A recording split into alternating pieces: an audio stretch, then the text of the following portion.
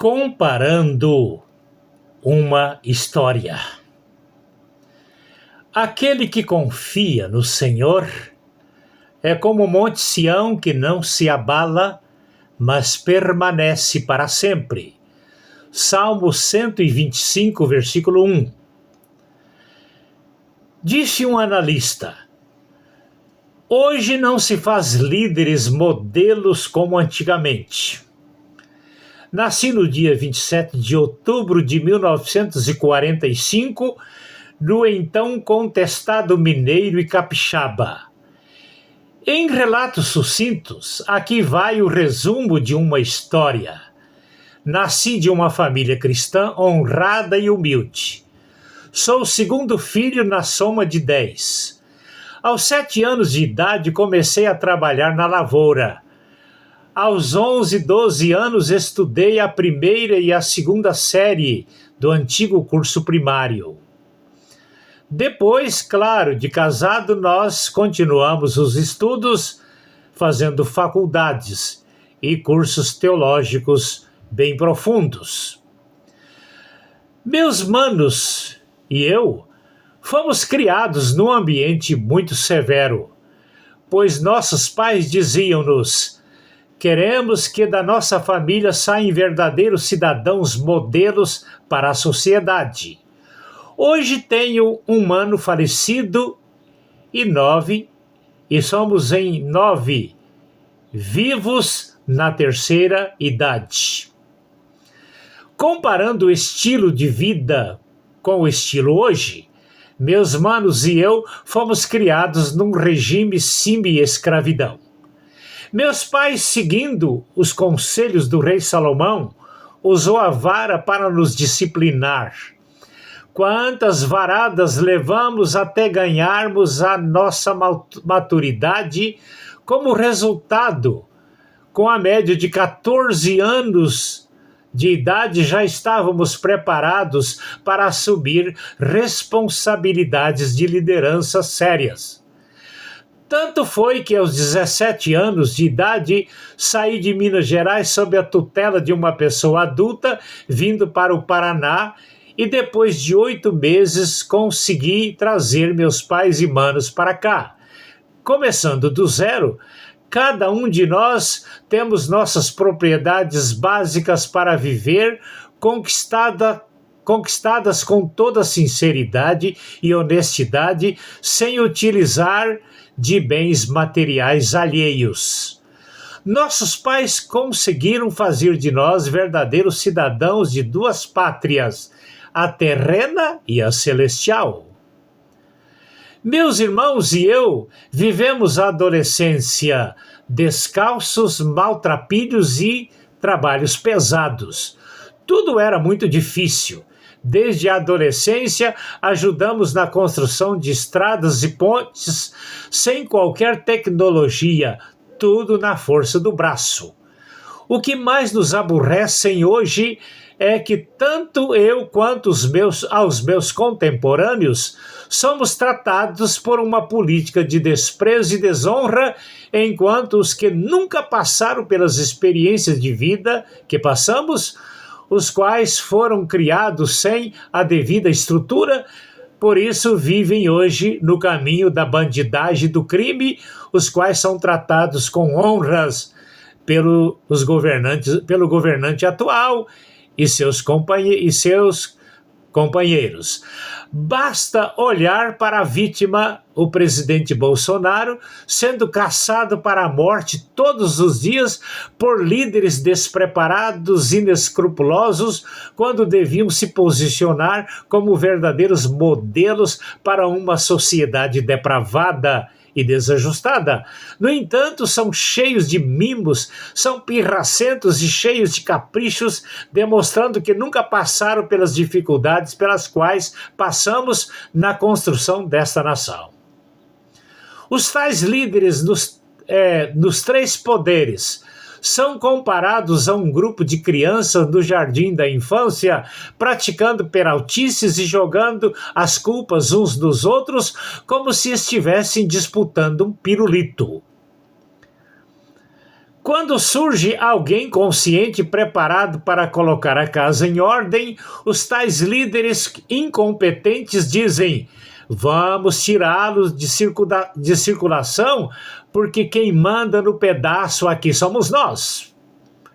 Confesso que em toda a nossa história nunca tinha visto líderes com comportamentos tão ridículos como os que vemos hoje no Brasil. Salvando as exceções, vemos hoje nos três poderes, judiciais, legislativo e executivo, líderes comparados a um grupo de crianças rebeldes sem a devida capacidade de previsão dos resultados de seus atos maléficos. São como crianças que vão ao supermercado com os pais e pegam pirraças e rolam no chão para convencer os pais para comprar para eles aquilo que está fora do orçamento. A verdade é que os tais líderes vêm produzindo alunos assaltantes de celulares e outros objetos, vivendo fielmente o exemplo de seus líderes modelos, os quais nunca deveriam estar nas funções que ocupam. Numa manhã recente, na cidade onde moramos, 2 assaltantes pegaram grupos de pessoas na espera de ônibus para irem ao trabalho, levando tudo o que eles tinham de valores prioritários para o bem-estar deles. Após ouvir os lamentos, disse a eles: enquanto o Brasil tiver um ladrão na presidência, teremos que conviver com esses infortúnios. Na verdade, os bandidos modelam o tal comportamento nos verdadeiros bandidos que lideram a nossa nação. Mateus 21, 33 a 46, registrou Jesus contando a parábola dos maus agricultores. Traduzindo a parábola, o pai de família que preparou e arrendou a vinha para os agricultores é Deus, o qual preparou este mundo para o homem administrar. Os que vieram receber os frutos para Deus foram os profetas e os pregadores do Evangelho. Os arrendatários que perseguiram, feriram e mataram agentes de Deus são os líderes políticos egoístas que vêm agindo intencionalmente durante toda a história da humanidade. O filho herdeiro do dono da vinha que veio e foi morto pelos golpistas foi o Senhor Jesus Cristo. Notemos a semelhança na história do Brasil. Os que construíram esta nação em tempos difíceis hoje são desonrados, perseguidos e maltratados por líderes egoístas, os quais não passam de ladrões de uma história digna construída por verdadeiros cidadãos patriotas, tendo que se curvar perante verdadeiros monstros autoritários, usufruindo daquilo que os ancestrais construíram. Os tais líderes usurpadores são comparados a um espertalhão que contratava pedidores de esmolas. Ao chegar ao fim de cada dia, pegava todo o dinheiro arrecadado e devolvia alguns trocados para os esmoleiros tentar sobreviver. Para esta comparação, chamo a atenção para o disparate salarial. A média salarial de um magistrado vai de aproximadamente 40 mil a 800 mil reais por mês. Qual tem sido a média salarial dos nossos contemporâneos e dos aposentados, isto é, daqueles que construíram esta nação em tempos difíceis? De 1.518 até um valor acima irrisório comparado aos salários dos vilões, os quais vivem às custas daqueles que produzem, isto é, dos trabalhadores de verdade. Os vilões sequestram dos trabalhadores sem terem feito nada e devolvem uma média de 5% do montante com arrogâncias, ameaças e mortes, como fazem os espertalhões exploradores dos seus escravos pedidores de esmolas. Este é o Brasil de hoje. De quem é a culpa? Talvez você esteja questionando, nós não elegemos os ministros do STF, os quais decidem tudo. mas nós elegemos os senadores, os quais aprovam a entrada dos ministros lá. Você, que vem sendo mau caráter na venda do seu voto a troco de qualquer valor, digo, os primeiros culpados desse efeito dominó têm sido os eleitores irresponsáveis. Os esquerdistas vivem o tempo todo rotando a ditadura militar. Ditadura é o que estamos vivendo hoje.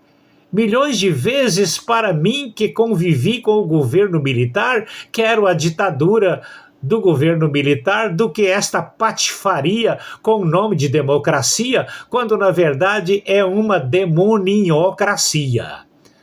Naquele tempo, as fechaduras das nossas casas eram um barbante amarrado por fora. Às vezes ficávamos semanas inteiras fora de casa.